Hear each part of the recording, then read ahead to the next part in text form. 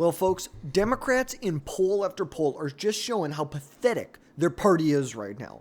These are embarrassing poll numbers to be a national party in the United States of America for the Democrat Party. A recent NBC poll found that only 27% of registered voters approve of the Democrat Party right now.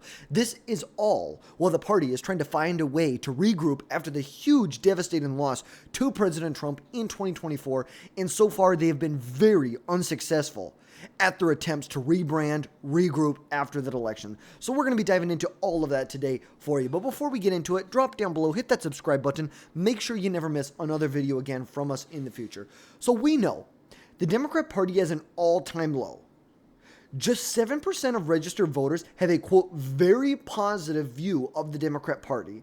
And the total of the positive views come out to only 27%. This isn't alone. It's not just NBC. There was a CNN poll that was around 29%. We've seen many polls under 30%, under 31%, under 32% for the Democrat Party. Meanwhile, we see the Republicans at 38, 39, 40, 41, 42, even up to 44, 45% approval rating. At the same time, when we have President Trump's job approval at the highest it has been, it is like, and let's be honest about this. This is not just something that's happened since Trump has come into office. This has been ongoing for many years because they were also just as bad, if not terrible, when Joe Biden was our president.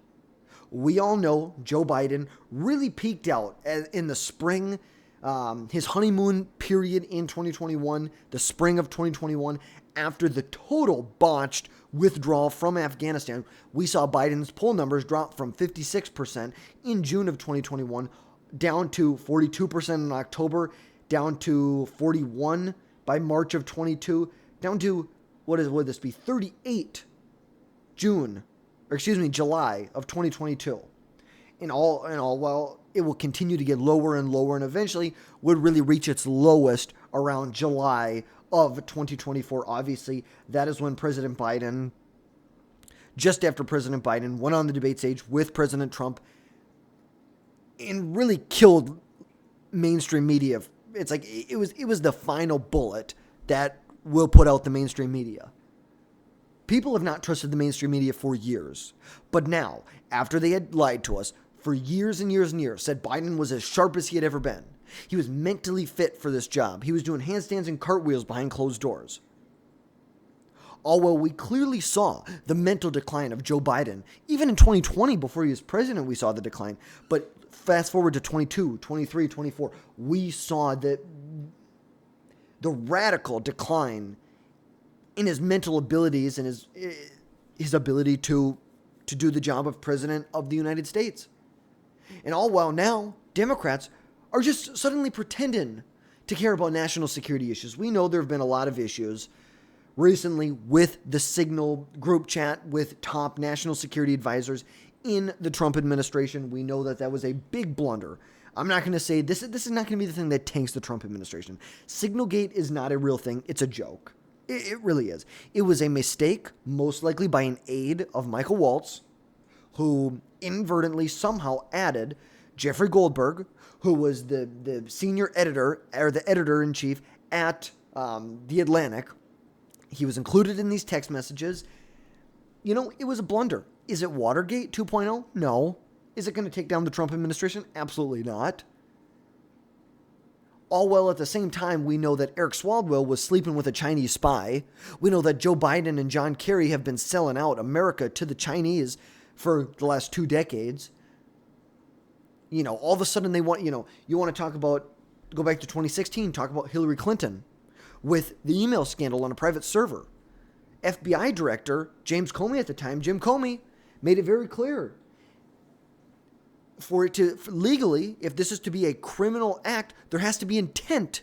There has to be intent to do this. If it was done by mistake, it is not illegal. That is the precedent that was set by James Comey at the FBI back in 2016, 2017 with the Hillary Clinton FBI emails. That is the precedent that they set. In a perfect world, would I love it that everybody was criticized equally for this? Absolutely. But that's not the world we live in.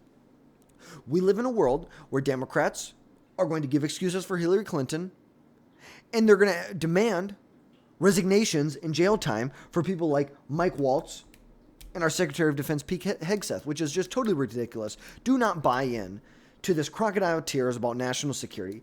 It is political points, nothing more, nothing less. They do not care about national security. If they cared about national security, they would ban insider trading. Let's just be honest about it. Because all the Democrats can do right now is peddle lies about the GOP. They're going to lie and say that the GOP is going to destroy Medicare, that we're going to destroy Social Security. It is a complete lie and a fabrication to get political points, so they can get an extra 2, 3, 4 points in the next election. That's what they're doing. None of what they have to say is substantive. Absolutely none of it. It just isn't. They are here to peddle lies about the Republican Party, stuff that is 100% fabricated, not true, in order to push forward their very radical left-wing agenda, where they clamp down on individual rights, where they clamp down on the individual. The individual forgoes much risk that then the government takes on, which we know will never end well. But people aren't buying into it.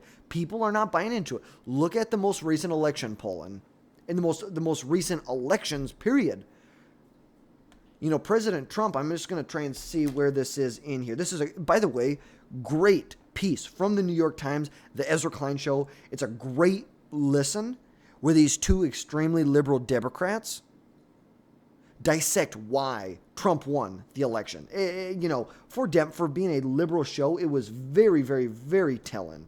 No doubt about that whatsoever. I'm just going to try and find this map or this graph real quick, just so we can see. Oh, let's hope we can find it in here. Well, the reality is that Democrats have lost much, much support among young voters. There is no doubt that they have lost a ton of support among young voters. You look at the most recent polling out from YouGov, 49% approval rating among the Generation Z. President Trump has an 8-point approval rating. Jump back a couple years, the youth vote was a huge faction of the Democrat electorate that allowed them to elect Barack Obama in 2008 and then elect Barack Obama and again in 2012 and then elect Joe Biden in 2020. Now we have young voters leaning towards President Trump at rates that we have not seen before. We are seeing even splits, 50-50 splits between the Democrats and Republicans with voters under 40. This just shows the Democrats are at all-time lows. Trump is more popular than he's ever been before. More popular than he's ever been. This is a map of his average approval rating during his first administration. You're seeing right here, really, he tops out at about 45% approval rating. Oh, I guess here he gets up to 47%. So basically 47% is where he tops out at. He started his first term here at a 43% approval. 43% approval. Meanwhile, over here, he started his second administration with over 50% approval. Even if this goes down a little bit, even if this, it's like, look at this. Look at the most recent polls that's come out. CBS, 50-50 approval, disapproval. Harvard-Harris, 49-46. Rasmussen, 50-48. YouGov, 48-50. It's like, just look at these numbers here. These are huge numbers. Now, granted, give credit where credit's due. Donald Trump has put together an electorate of working class voters that has allowed him to go from the point where basically the Democrats had labeled him as Hitler and an insurrectionist to winning the popular vote by 1.5 million votes. That is the turnaround that we have seen. Talk about a freaking comeback. Talk about a comeback. And you see, he really has never been at this point before, where he almost had a slight honeymoon period. But let's just take a listen in right here over at Meet the Press. Just take a listen in. Look at the numbers here for Democrats, 27% positive, more than double 55% negative. And we'll just put this on a graph for you in our poll here. This goes back a long ways, and you can see the trend line for both parties. This is what's happened to the Democrats since the election. That is astonishing, Steve. That's an historic low, right? That is in more than 30 years of this poll. We've never seen either party hit a number this low in terms of negatives. Let's just start with Trump himself, that 47% job approval rating. Two ways of looking at this. First of all, if you compare Trump to every recent president, this point after coming into office, Trump's number here is the lowest, significantly the lowest of any of his modern predecessors, except Donald Trump in his first term. He was at 40% at this point in 2017. So this for Trump is actually better at 47% than he's done. And what that reflects is it's not that he's built a lot of new popularity since the election, but that coalition that elected him, you're not seeing that disappear from him, at least yet. And there's some things driving that. First of all, the mood of the country. This really jumped out. We ask folks, is it on the right direction or the wrong direction? That 44%, you say right direction, that's up since November. And if that doesn't seem like a lot, the last time it cracked 40%, you got to go back to 2012. The last time it actually hit 44 or higher, January of 2004. So a lot of this is Republicans, but independents, that number is also up since the election on the direction of the country. Also, just Trump and his base, we monitor this. Among Republicans, look at this, basically 3 out of 4 Republicans say it's a very positive view they have of Trump, not just positive. Again, at this point in his first term, it was only 50. It's just the strengthening of that base, the tightness they feel in terms of their connection with him. And then there's the Trump agenda. There are some popular elements of it here. Handling of border security and the immigration issue. 55% approval. That goes beyond his base. You see right there. You hear about Doge there in the setup. And broadly speaking, the people do think this is a popular idea here. A good idea, 46%. Bad idea, 40%. Look at it this way. When you ask folks, what should Doge be doing going forward? A third say much more. 28% say Doge is needed, just needs to slow the pace down. But that's 61% total who seem to say that Doge is basically a good thing, a necessary thing right now. Let's just take just one more time. More 20. Right here. 61%. We want to talk about Doge. So many people want to rip on Doge and Elon Musk. And okay, you know what? People want to rip on Elon Musk. I get it. A lot of people don't like him because he's a billionaire. To me, that's stupid. That is just plain stupid. Just because he's smart and had good luck and did the right things in life and sacrificed a lot to get where he is does not just make him some evil person automatically because he has a lot of money. But look at this. When you look at polling when it comes to Doge, 61% of people are on the positive side. Maybe they want him to, instead of using a chainsaw, they want him to use a chisel, which the Trump administration has been doing a lot to rein in and make it a lot more specific and tailored towards specific things in the federal government that they are trying to root out. It really is just as simple as that. Now, to try and flip on this, the contrary, what is the contrary for the Democrat Party? It's like that really is the big question. What can the Democrats put up that is, again, that is here to counter Donald Trump, what the Republicans are doing, everything that's going on right now in the world, in the economy, in international markets? What is going on? Who do they have to put forward? And you really hate to see it, but AOC may be the best thing that the Democrats have to put forward. If I'm being 100% honest with you, you want to look at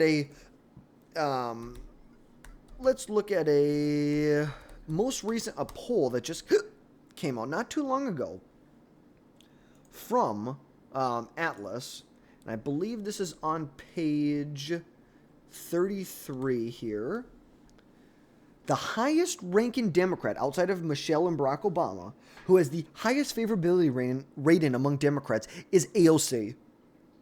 AOC has the highest favorability rating. Good luck.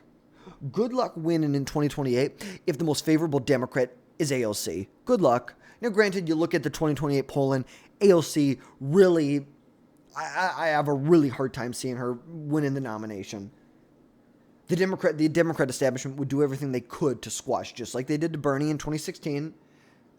They did it with the super delegates, and then in 2020 they just coalesced enough support to squash Bernie. But that's what they did to him. That's what they're going to do to AOC too. But it is very, very intriguing to see that AOC has the highest favorability rating among Democrats. We all know Michelle doesn't want to run. Barack can't run again. It just is what it is. But guess what? To the Democrats, good luck. Good luck winning in Pennsylvania with AOC. Good luck winning in Georgia with AOC. Good luck winning in Arizona with AOC. Good luck in Michigan and Wisconsin, states that you need to win. Maybe not after 2030, but they're going to need it to win in 2028. And right now, most polling shows that Democrats want to fight Trump. The Democrat base wants to fight Donald Trump at every step of the way. And for Democrats, that may not be a good move.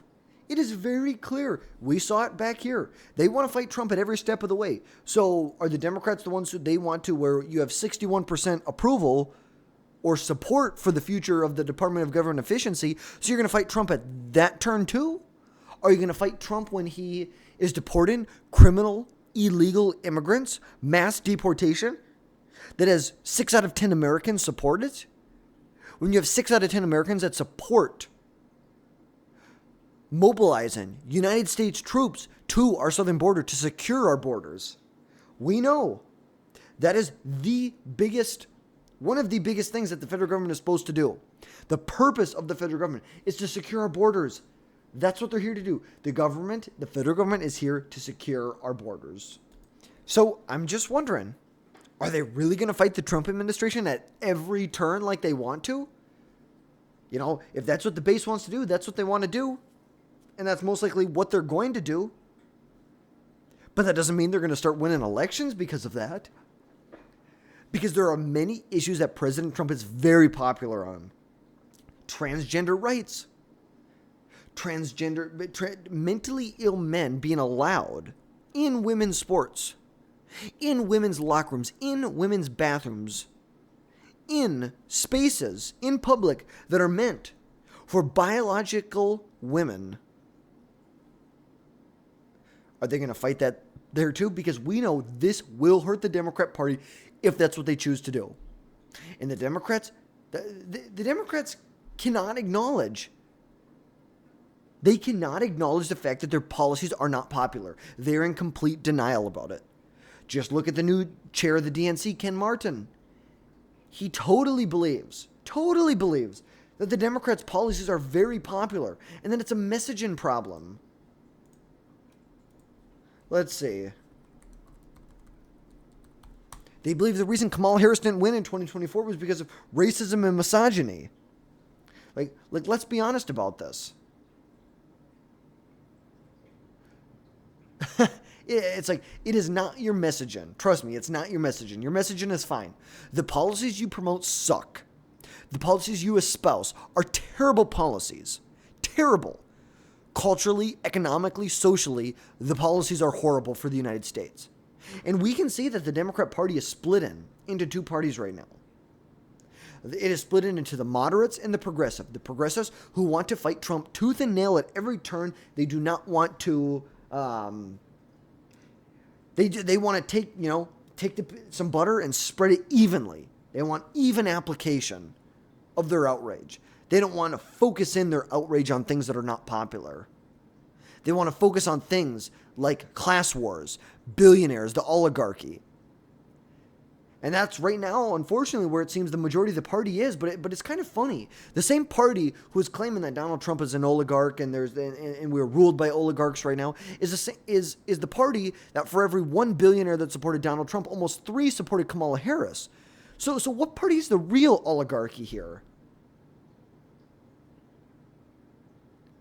And moderates, or people who have a different approach to fighting the Trump administration, are basically deemed that they should be primaried, they should get the hell out of the way, they are the issue in the Democrat Party, when they're actually making smart, politically calculated moves. But then you have loudmouths like AOC who come in and hey, I'm fine with that. Tear yourselves apart. Because it's like the real question, who's going to win this internal battle? Who's going to be victorious at the end of this battle?